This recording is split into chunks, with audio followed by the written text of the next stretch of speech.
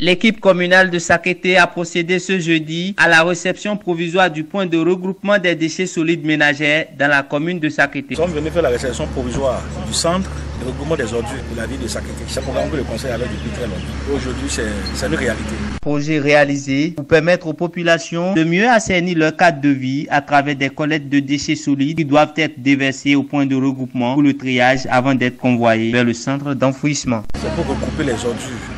produits au niveau de la ville qui seront triés et puis on va les ramasser pour les envoyer à Tako pour l'enfouissement. Donc c'est un centre que le gouvernement nous a aidé à réaliser dans le FADEC assainissement.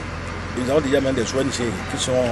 dans la ville pour faire donc l'IMS, sensibiliser donc les populations que désormais on ne devrait plus jeter les ordures un peu partout. Les ordures doivent être collectionnées par ménage et on va les ramener vers ici et les traiter pour les envoyer ensuite vers à côté. La population doit savoir qu'aujourd'hui un arrêté existe qui fixe donc les coûts pour les remas des ordures dans la ville de Sakété. Au niveau des grands marchés de Takon, les marchés de Kajemou, de Sakété aussi,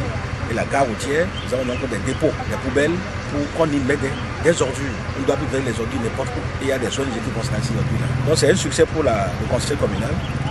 qui a eu la chance d'avoir dans ce programme-là. Pour qu'on puisse avoir Sakété une ville propre. Pour le délégué du quartier d'Agbao et le président des jeunes, c'est un ouf de soulagement pour les populations de Sakété. Pataki du conseil communal ti ìlú Sakété akiwọn iná ìgbìyànjú wọn ń ṣe iná ìjọba wọn wà látara ìgbìyànjú náà fún àpẹẹrẹ iná wọn ṣe sí Dẹgbòho ọ̀nà fún wádìí rẹ̀ ní ilé yẹn kọ́kọ́ wá sí nílé Ìgbó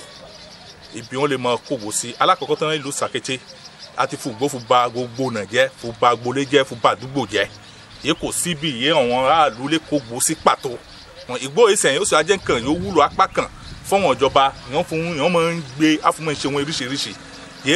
ìjọba ní ọwọ́ pàyẹ ONG kan gbà dání ìyẹn ní ìjọba ìlú Sakété mẹ́rin ìlú Sakété wọ́n lọ ṣe gbìyànjú wà lágbà ONG yẹn wá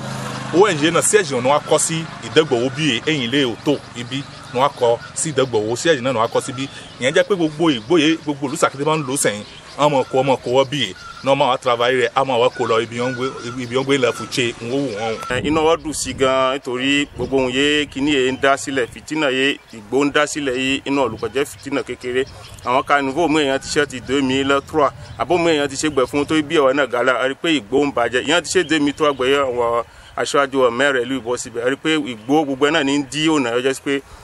rí àǹfààní pàtó ìkíní ẹ̀kẹ́ ẹgbẹ́ àkà máa sọ pé àwọn alágbá báyìí wọn ò ṣe àwọn ti ṣiṣẹ́ tán ṣùgbọ́n àfọ́fà àti ẹ̀wọ̀n náà èrì wọn bá ṣe ń ba kíní ẹ̀jẹ̀ á dúpẹ́ fún àwọn gba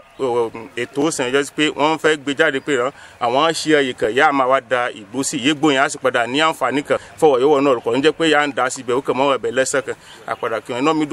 mi dùn gan sí ìjọba ìlú Sakété iná mi sì dùn sí gbogbo àwọn ó gbé ètò náà fọ́ ọlọ́run ọba lánàá kó bá wọ tìwọ́n yìí fún lọ síwájú rẹ̀ kó máa bá wọn. Mais Pierre Ayélade Adéchi a sillonné les quartiers d'Agbao et Ateolara où se déroulent les travaux d'ouverture de voies dont l'évolution ont épaté l'élu communal.